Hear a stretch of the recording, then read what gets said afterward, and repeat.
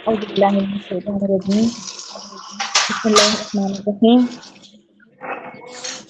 الله أكبر كبيرا والحمد لله كثيرا سبحان الله بكرة وأصيلا رب اشرح لي صدري ويسر لي أمري واحلل عقدة من لساني يفقهوا قولي رب زدني علما بسم الله الرحمن الرحیم. خود بات مودودی.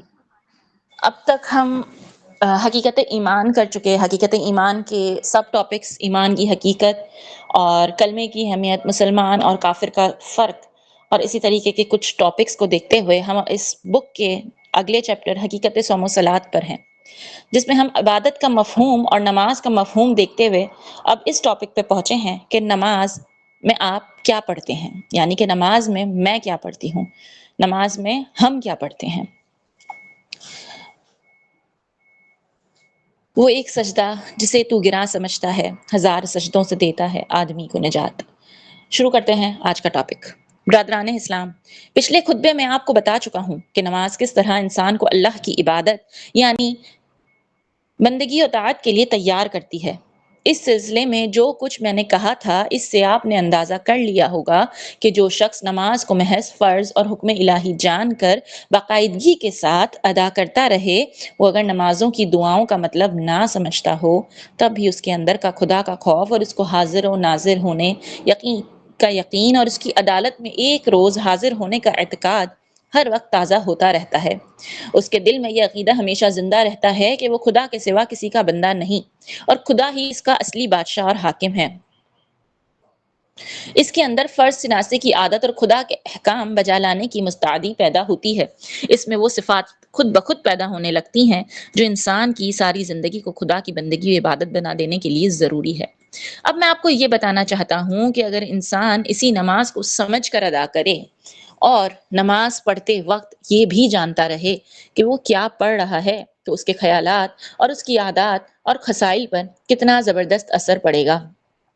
اس کے ایمان کی قوت کس قدر بڑھتی چلی جائے گی اور اس کی زندگی کا رنگ کیسا پلٹ جائے گا. سب سے پہلے اذان کو لیجئے. دن میں 5 وقت آپ کو یہ کہہ کر پکارا جاتا ہے: اللہ اکبر، اللہ اکبر، خدا سب سے بڑا ہے، خدا سب سے بڑا ہے. اشہد ان لا الہ الا اللہ، میں گواہی دیتا ہوں کہ خدا کے سوا کوئی معبود نہیں، کوئی بندگی کا حقدار نہیں، بے شک اللہ ہی بڑا ہے. اشہد ان محمد الرسول اللہ صلی اللہ علیہ وآلہ وسلم، میں گواہی دیتا ہوں کہ محمد مصطفیٰ صلی اللہ علیہ وآلہ وسلم اللہ کے رسول ہیں. حی علی الصلاۃ، آؤ نماز کے لیے. حی علی الفلاح، آؤ اس کام کے لیے جس میں فلاح ہے.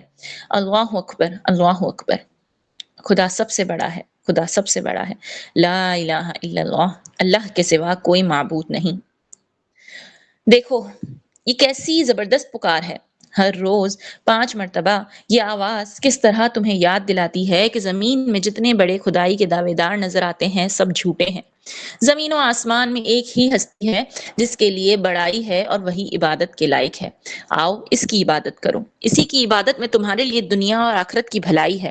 کون ہے جو اس آواز کو سن کر ہل نہ جائے گا؟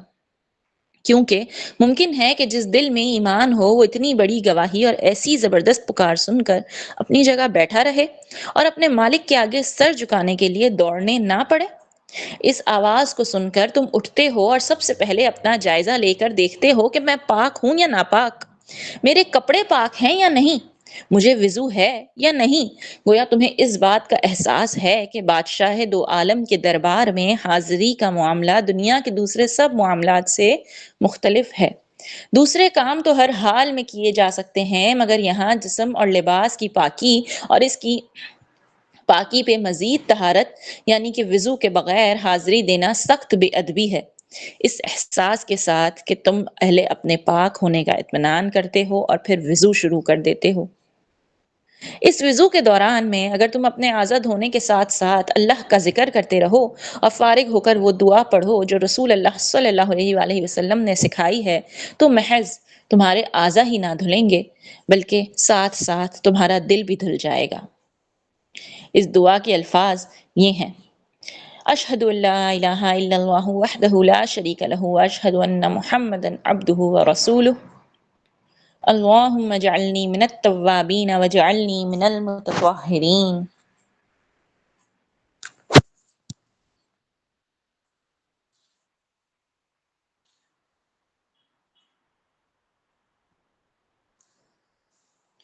ترجمہ: میں شہادت دیتا ہوں کہ ایک اکیلا ایک لا شریک خدا کے سوا کوئی معبود نہیں، اور شہادت دیتا ہوں کہ محمد صلی اللہ علیہ وآلہ وسلم اللہ کے بندے اور رسول ہیں۔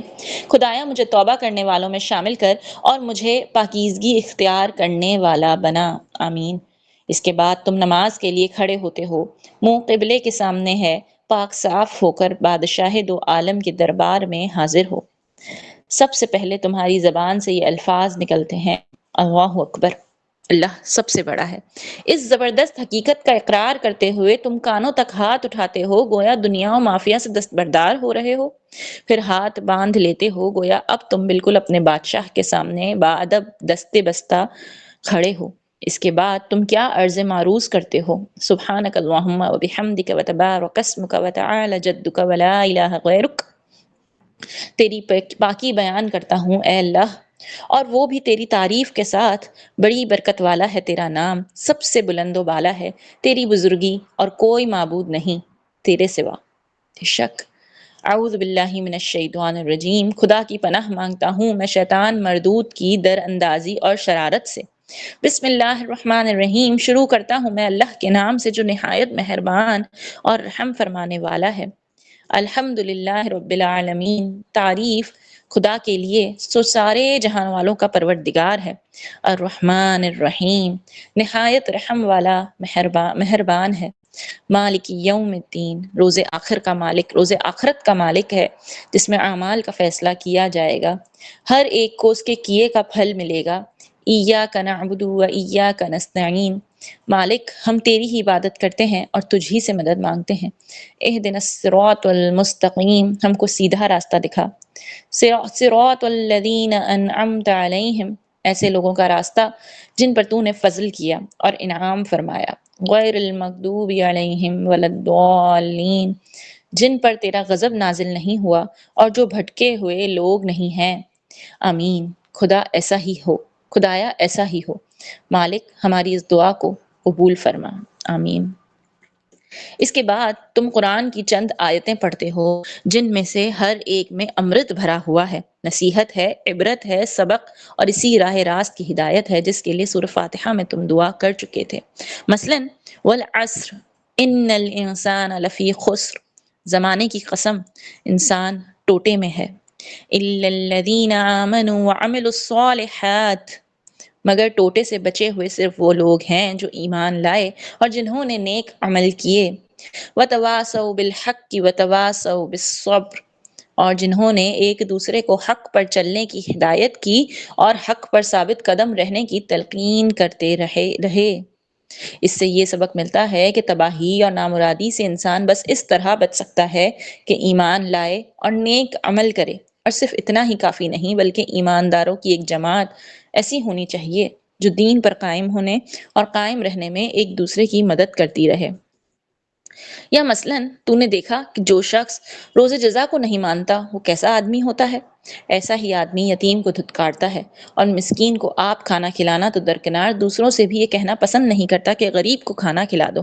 تباہی ہے ایسے نمازیوں کے لیے جو روز آخرت پر یقین نہیں رکھتے، اسی لیے نماز سے غفلت کرتے ہو، اور پڑھتے بھی ہیں تو محض دکھاوے کے لیے، اور ان کے دل ایسے چھوٹے ہیں کہ ذرا ذرا سی چیزیں حاجت مندوں کو دیتے ہوئے بھی ان کا دل دکھتا ہے۔ اس سے یہ سبق ملتا ہے کہ آخرت کا یقین اسلام کی جان ہے، اور اس کے بغیر آدمی کبھی اس راستے پہ چل ہی نہیں سکتا جو خدا کا سیدھا راستہ ہے۔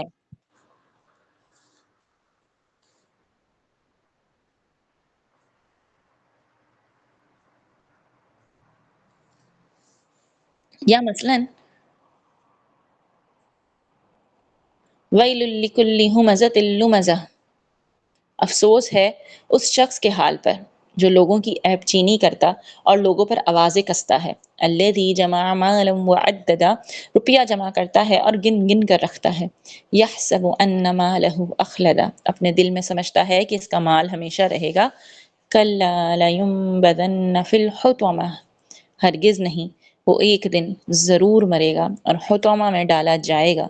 وما ادراک ما الحطمہ، اور تمہیں معلوم ہے کہ حطمہ کیا چیز ہے؟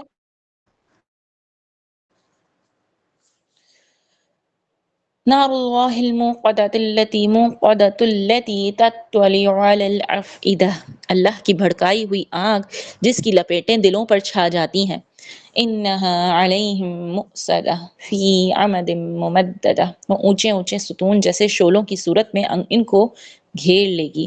غرض تم قرآن پاک کی جتنی صورتیں یا آیتیں نماز میں پڑھتے ہو، وہ کوئی نہ کوئی اعلیٰ درجے کی نصیحت یا ہدایت تم کو دیتی ہیں اور تمہیں بتاتی ہیں کہ خدا کے احکام کیا ہیں جن کے مطابق تمہیں دنیا میں عمل کرنا چاہیے.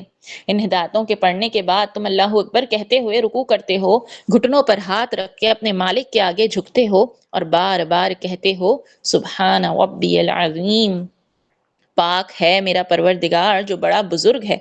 پھر سیدھے کھڑے ہو جاتے ہو اور کہتے ہو سمع اللہ لمن حمدہ، اللہ نے سن لی اس شخص کی بات جس نے اس کی تعریف بیان کی.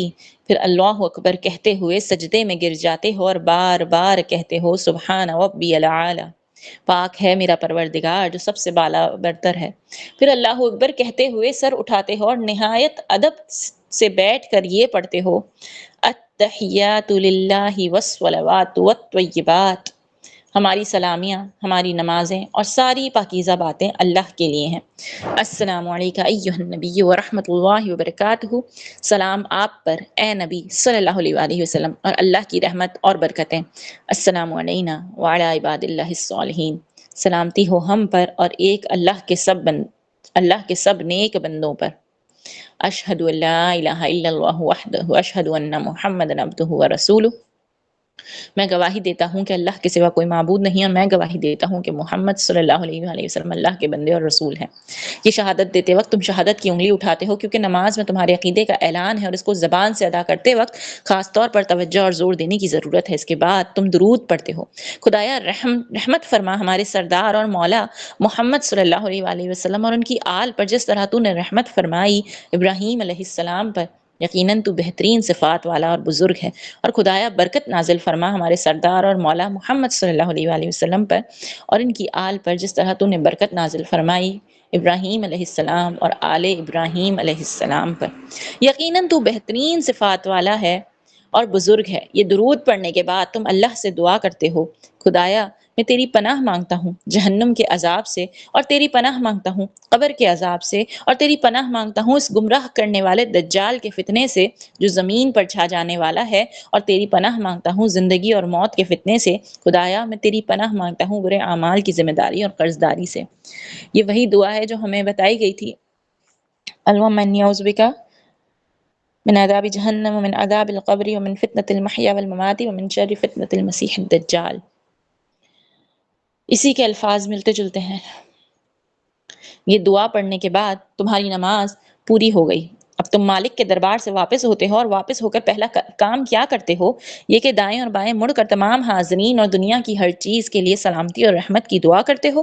السلام علیکم ورحمۃ اللہ. گویا یہ بشارت ہے جو خدا کے دربار سے پلٹتے ہوئے تم دنیا کے لیے آئے ہو. سبحان اللہ.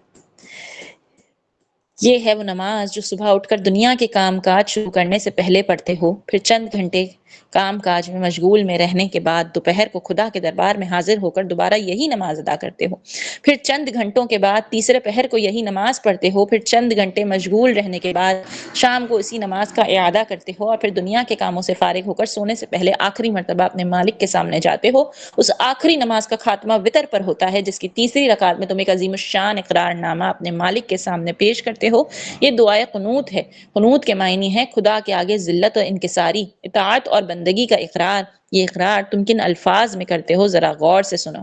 خدایا ہم تجھ سے مدد مانگتے ہیں، تجھ سے ہدایت طلب کرتے ہیں، تجھ سے گناہوں کی معافی چاہتے ہیں، تجھ پر ایمان لاتے ہیں، تیرے ہی اوپر بھروسہ رکھتے ہیں اور ساری تعریف تیرے ہی لیے خاص کرتے ہیں.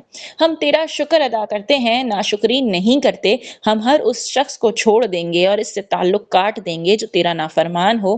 خدایا ہم تیری ہی بندگی کرتے ہیں اور تیرے ہی لیے نماز اور سجدہ کرتے ہیں، اور ہماری ساری کوشش اور ساری دوڑ دھوپ تیری ہی خوشنودی کے لیے ہے. ہم تیری رحمت کے امیدوار ہیں اور تیرے عذاب سے ڈرتے ہیں. یقیناً تیرا سخت عذاب ایسے لوگوں پر پڑے گا جو کافر ہیں. برادران اسلام، اچھا اس سے پہلے کہ ہم آگے بڑھیں، اگر اب تک کے ٹاپک پہ آپ کچھ شیئر کرنا چاہیں تو آپ شیئر کر سکتے ہیں جو نماز کے میننگز ہم نے پڑھے. اتحیات کس موقع پہ نازل ہوئی تھی یا کس موقع کی نشاندہی کرتی ہے؟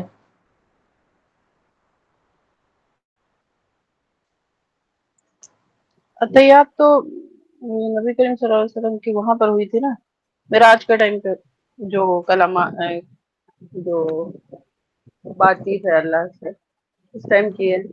اور الحمدللہ پہلے نہیں معلوم تھا، ابھی جب سے میم کے ساتھ کلاسز لی ہیں تو شکر ہے اتنا تو معلوم ہے. ابھی میں یہی سوچ رہی تھی، سارا ریلیٹ کری ساتھ ساتھ، میں نے اللہ شکر ہے یہاں تک تو پہنچے کہ ہم نماز پڑھ رہے ہیں، ہمیں اتنا پتا ہے کہ ہم کیا پڑھ رہے ہیں. یہ اس جو سے ابھی ہم پہلے نے دعائے ایگزیکٹ قنوت کا ترجمہ پڑھا، یہ وہی والی دعائے قنوت ہے جو ہم نارملی پڑھتے آ رہے ہیں، اور اب جو ہم نے سیکھی ہے اس کا ترجمہ مختلف ہے. یہ اللہم انا ہاں. نستعینک والی ہے. اچھا، میں تو خیر یہی والی پڑھتی ہوں جو بھی سیکھی ہے، تو اس ہم کا اس دونوں لیے پڑھ ترجمہ. سکتے ہیں. میں نے جب ہمیں سے وہ اسلام، یاد نہیں تھی، ہمیں پرانی یاد ہی نہیں ہے. ہمیں یاد ہی نہیں اچھا تھی نا پرانی، اچھا جب یاد ہی کرنی تھی تو یہی والی کر لی. ہم نے کہا یاد کرو اس کا ترجمہ بھی. میم نے ایک دن میرے سے جب میں وہ پڑھ رہی تھی نا قرآن، اس میں سنا رہی تھی تو تجوید میں، تب میم نے کیا اس کا میننگ. اب میں پھنس گئی، پورا ٹھیک سے یاد نہیں تھا، ایک جگہ پھنس گئی. تو پھر میں اب تو میننگ بھی پڑھ لیتی ہوں ساتھ ساتھ کہ کبھی میم پکڑ مل تو جاؤں. میں نے یہ پہلے والی بڑی مشکل سے یاد کی تھی، کچھ وقت ہی ہوا تھا، لیکن پھر اب اللہ کا شکر ہے دوسری بھی یاد ہو گئی ہے. لیکن پہلی والی بڑی مشکل سے یاد کی تھی کہ خود کو کہ اتنے بڑے ہو کے بھی ابھی تک تم نے یہ یاد نہیں کی ہے، تو میں نے کچھ ٹائم پہلے ہی یاد کی تھی. یہی تو میم بھی بتا رہی تھی، انہوں نے بھی بڑی مصیبت سے یاد کری، اور وہ پھر بعد میں وہ والی آئی. ہمیں یہ یاد ہی نہیں تھی، ویسے مطلب دیکھ کے پڑھ لیتے تھے. سے گلٹ لیکن ہوتا یہ تھا نا والی، کہ یار ہاں ایک چیز پڑھنی ہے وہ بھی نہیں آتی، تو وہ بڑی مشکل ایک سے، اس نا کے اصل میں اپنا، ورڈ بہت چھوٹی ہیں. ہاں انا ہلکا نستعین. میتھڈ سے، ہاں ہلکا میتھڈ بڑھیا لگا میم کا. اس سے ہاں ہم لوگوں نے مل کے جو یاد کری وہ ابھی بھی ہے. بیش انشاءاللہ جلدی اس پہ بھی ہم وہ کریں گے، ہم اپنے اسی سیشن میں ورنہ ہوگا تو ہم 10 منٹ کا وہ کر سکیں.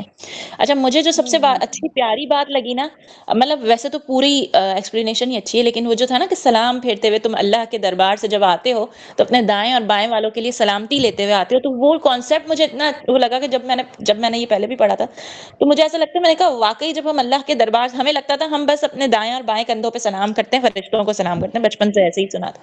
لیکن جب یہ دیکھا کہ اللہ کے دربار سے ہم واپس آ رہے ہیں تو ہم دائیں اور بائیں طرف سلامتی لیتے ہوئے آ رہے ہیں، تو وہ مجھے بڑا ایک فیسنیٹ کرتی ہوئی چیز لگی کہ میں نے کہا یار ہم وہاں سے خالی ہاتھ نہیں آ رہے، ہم اپنے لیے تو لا رہے ہیں، لیکن ہم اپنے قریب جو دائیں اور بائیں میں لوگ ہیں آس ان کے پاس لیے بھی لا والوں کے رہے لیے بھی تھا. ہیں. ہاں دعائیں بھی اپنے لیے نہیں، سب کے لیے کہی گئی. مطلب صرف سیلف سینٹرڈ ہے ہی نہیں، سب کے لیے ہے. آپ دین خود کے سیلف لیے کرو، سینٹرڈ ہے ہی نہیں. ہاں، لوگ کہ کہتے صرف ہیں اپنا نفع دیکھو کہ ہم ہی کو کرنا ہے، ہمارے لیے ہو، جو کچھ ہو ہمیں ملے. تو مطلب شاید بچوں کو بھی حقیقی بتاتے ہوئے نہیں، جیسے حقیقی علم کیا، یہ ہے کہ جب آپ علم حاصل کرنے لگتے ہو نا تو مجھے ایسا لگتا ہے کہ قدم قدم پہ ڈر لگتا ہے کہ مجھ سے کوئی ایک جملہ بھی آگے غلط نہ چلا جائے، یا پھر ہے نا، مطلب آپ ڈرتے ہو کہ کہیں کسی چیز کو میں خود سے منسوب نہ کر دوں. تو نہیں یہ بات مطلب تو وہ ہو صحیح ہے. جاتا نا کہ میں نکل نہیں، جاتی اب سب سے پہلی بار. معلوم ہوتا ہے، اب لگتا ہے ڈر، واقعی میں لگتا ہے. اس سے پہلے کبھی ڈر نہیں لگا.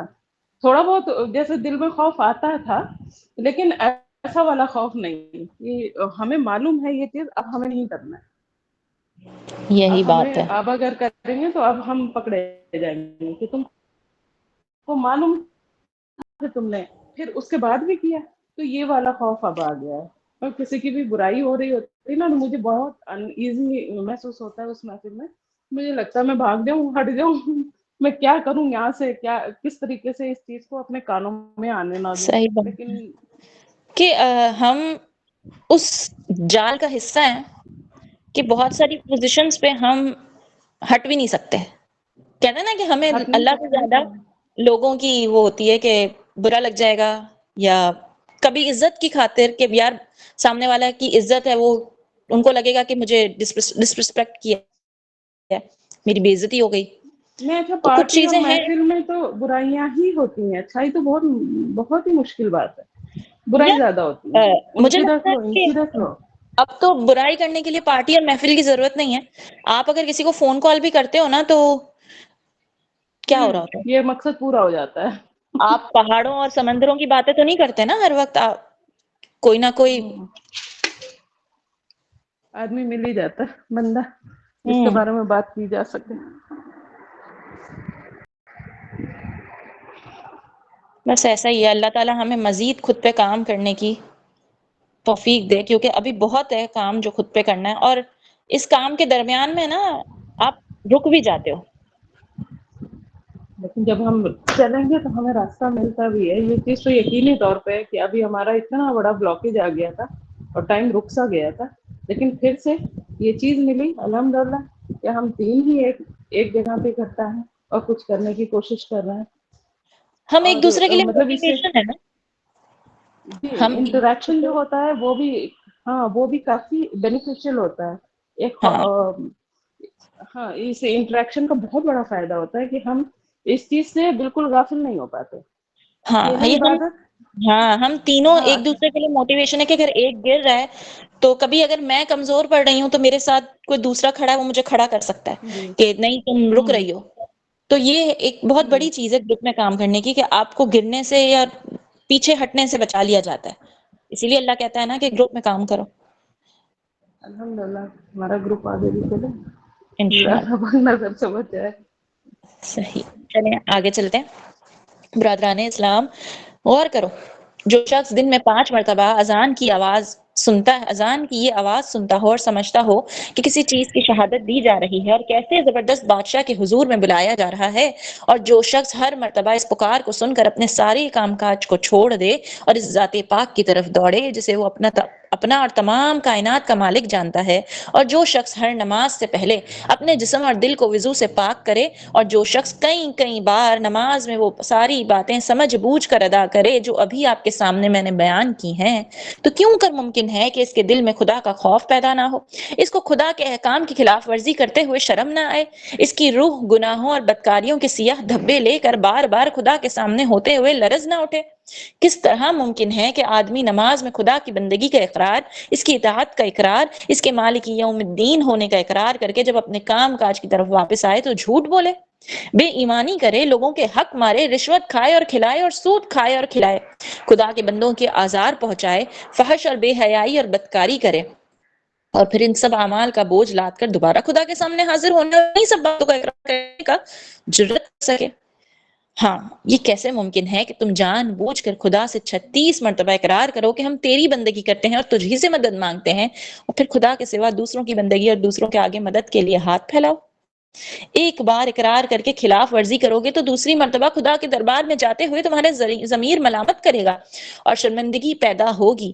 دوسری بار خلاف ورزی کرو گے تو اور زیادہ شرم آئے گی اور زیادہ دل اندر سے لعنت بھیجے گا. تمام عمر یہ کیسے ہو سکتا ہے کہ روزانہ 5 مرتبہ نماز پڑھو اور پھر بھی تمہارے اعمال درست نہ ہو، تمہارے اخلاق کی اصلاح نہ ہو، تمہاری زندگی کے کایا نہ پلٹے، اور اسی بنا پر اللہ تعالیٰ نے نماز کی تو خاصیت بیان فرمائی ہے. ترجمہ یقیناً نماز انسان کو بے حیائی اور بدکاری سے روکتی ہے، لیکن اگر کوئی ایسا ہے کہ اپنی زبردست اصلاح کرنے والی چیز سے بھی اس کی اصلاح نہیں ہوتی تو یہ اس کی طینت کی خرابی ہے، نماز کی خرابی نہیں. پانی اور صابن کا قصور نہیں، اس کی وجہ کوئلے کی اپنی سیاہی ہے. بھائیوں، آپ کی نمازوں میں ایک بہت بڑی کمی ہے، اور وہ یہ ہے کہ آپ نماز میں جو کچھ پڑھتے ہیں اس کو سمجھتے نہیں. اگر آپ تھوڑا سا وقت صرف کریں تو ان ساری دعاؤں کا مطلب اردو میں یا اپنی مادری زبان میں یاد کر سکتے ہیں. اس سے یہ فائدہ ہوگا کہ جو کچھ آپ پڑھیں گے اسے سمجھتے جائیں گے. بے شک یہ بہت بڑی ایک وارننگ ہے، ایک طرف توجہ ہے کہ کیسے اللہ کے سامنے جا کے ہم اگلی نماز 2 نمازوں کے بیچ میں ہم کیسے کر لیتے ہیں بے حیائی اور ایسے کام، اور ہمیں شرم بھی نہیں آتی، اور ہم پھر دوسری نماز کے لیے اگر ایز این روٹین کھڑے ہو جاتے ہیں تو اللہ پاک ہماری نمازیں ایسی کرے کہ ہماری یہ نمازیں ہمیں برائی سے اور بے حیائی سے روک سکیں.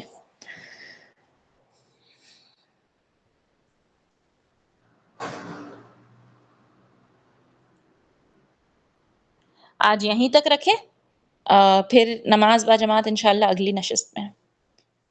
سبحانک اللہم و بحمدک نشہد ان لا الہ الا انت نستغفرک و نتوب الیک. سبحان ربک رب العزة عما یصفون، وسلام علی المرسلین والحمد للہ رب العالمین برحمتک یا